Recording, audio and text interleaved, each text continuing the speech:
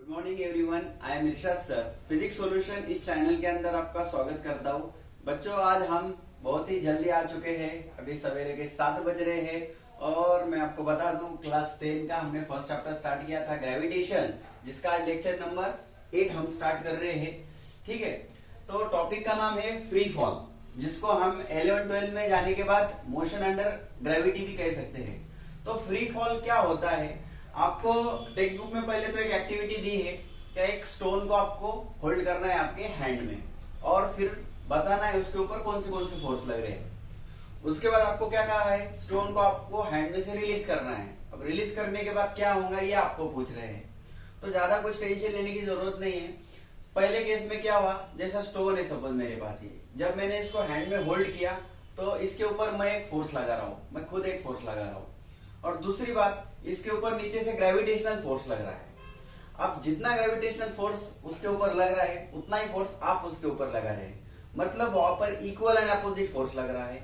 उसके वजह से आपका जो स्टोन है उस केस में रेस्ट पर है, मतलब आपके हाथों में है। सेकंड केस में जैसे आपने स्टोन को रिलीज किया, ऐसे छोड़ दिया, ओके, जैसे आपने स्टोन को क्या किया, रिलीज किया, तो जैसे आपने स्टोन को रिलीज किया इसका मतलब क्या हुआ, आप जो फोर्स अप्लाई कर रहे थे अब वो आप नहीं कर रहे हैं, तो अब उसके ऊपर एक ही फोर्स लग रहा है।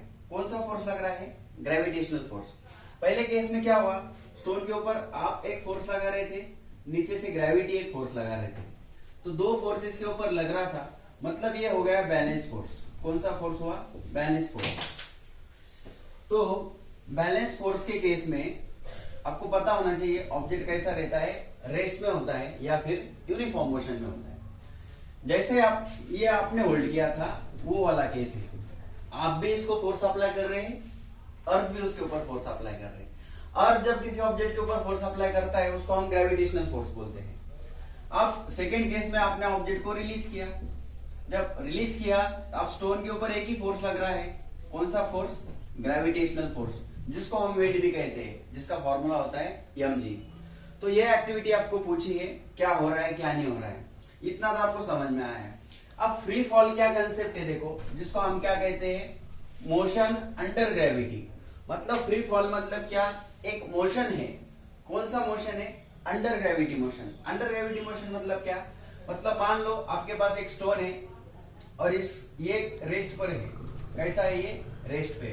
अब आपने इसको रिलीज किया तो किधर जाएगा, ये नीचे की तरफ जाएगा। किधर जाएगा, नीचे की तरफ, मतलब नीचे कौन है, हमारी अर्थ।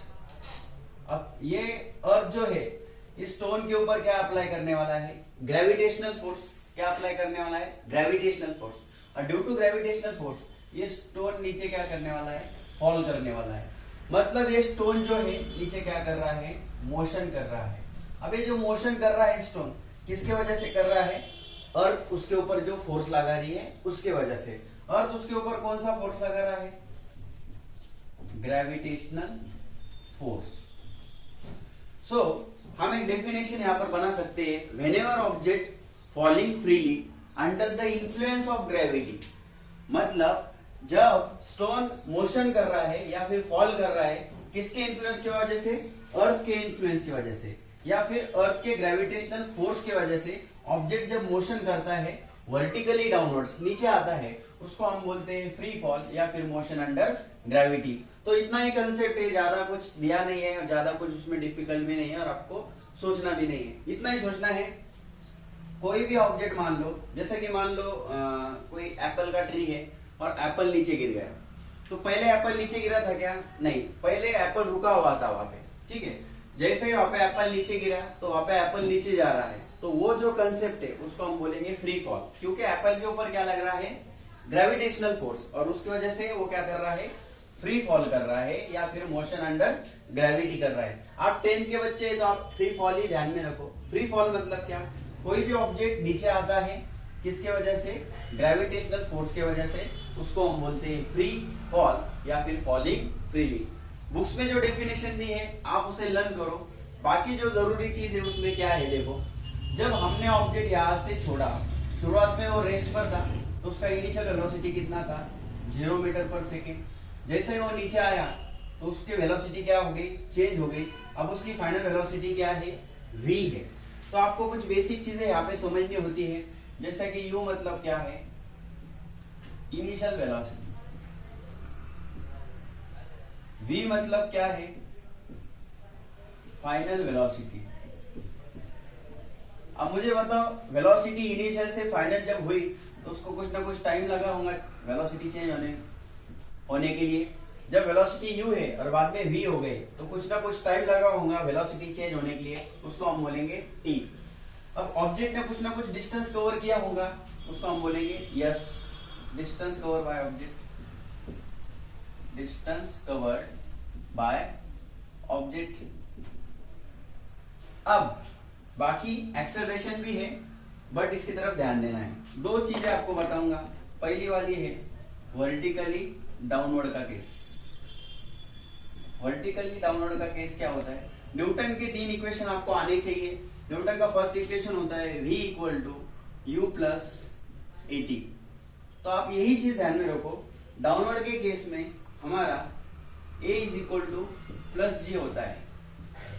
अब आप बोलेंगे g क्या है, तो लेक्चर नंबर आपको 5 देखना पड़ेगा, मतलब एक्सेलरेशन ड्यू टू ग्रेविटी पूरा पढ़ा है वहां पे, ठीक है। तो डाउनवर्ड के केस में हमारा एक्सेलरेशन कैसा होता है, पॉजिटिव होता है। तो हम ये इक्वेशन को लिख सकते हैं a is equal to u, a की जगह पे आ जाएगा g t। ये होगा हमारी फर्स्ट इक्वेशन। मतलब ये इक्वेशन तो आपने 9 में देखी है, बट इसी इक्वेशन की हेल्प से हमने 10 में ग्रेविटेशन में उसको बनाया है। न्यूटन का सेकंड इक्वेशन आपको याद है, ut plus half a t square. तो ये कैसा हो जाएगा, s is equal to u t plus half a के जगह पर g t स्क्वायर। फिर हम आएंगे हमारे नेक्स्ट इक्वेशन की तरफ, न्यूटन का third equation v square is equal to u square plus 2as।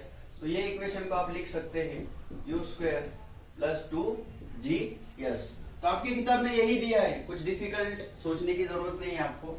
अगर मोशन आपका अपवर्ड है तो फिर क्या करेंगे आप, तो कोई टेंशन लेने की जरूरत नहीं है, एक्सेलरेशन माइनस में लेना है। तो माइनस में क्यों लेना है, जब कोई ऑब्जेक्ट ऊपर जा रहा है ग्रेविटी उसको नीचे खींच रही है, अपोजिट बिहेवियर है, तो एक्सेलरेशन ऑब्जेक्ट का कैसा रहेगा, निगेटिव रहेगा। तो फिर एक बार न्यूटन का फर्स्ट इक्वेशन क्या है, v is equal to u plus a t. तो हम इसको लिख सकते हैं v is equal to u plus a की वैल्यू क्या है माइनस जी, और यहाँ पर t, मतलब v is equal to u minus g t. ये आया हमारा न्यूटन का फर्स्ट इक्वेशन। कंपेयर करना है यहाँ पर कैसा आया है और यहाँ पर कैसा है। सेकेंड इक्वेशन क्या है, ut plus half a t square, ut plus half a t square. तो s is equal to u t plus half a की वैल्यू क्या है माइनस जी टी स्क्वायर। तो s is equal to u t plus और minus minus g t square. यहाँ पर देखो downward के केस में प्लस आया है, अपवर्ड के केस में माइनस आया है। And the last equation is v square is equal to what, u square plus 2as। Then we can write v square is equal to u square plus 2, a की वैल्यू फिर एक बार minus g, then we can write u square plus और minus minus 2gs। तो ये है हमारे अपवर्ड और डाउनवर्ड के 3 इक्वेशन, इस तरह से यहाँ पर आए हैं। बाकी इसमें बताने के लिए बहुत कुछ है, कौन सी वेलोसिटी कब जीरो होती है, कौन सी वेलोसिटी कब जीरो नहीं होती है। लेकिन उसके लिए जो एग्जांपल आपको टेक्स्ट बुक में दिए हैं, तब मैं वो एग्जांपल सॉल्व करूंगा, उसके साथ में वो चीजें आपको बता दूंगा।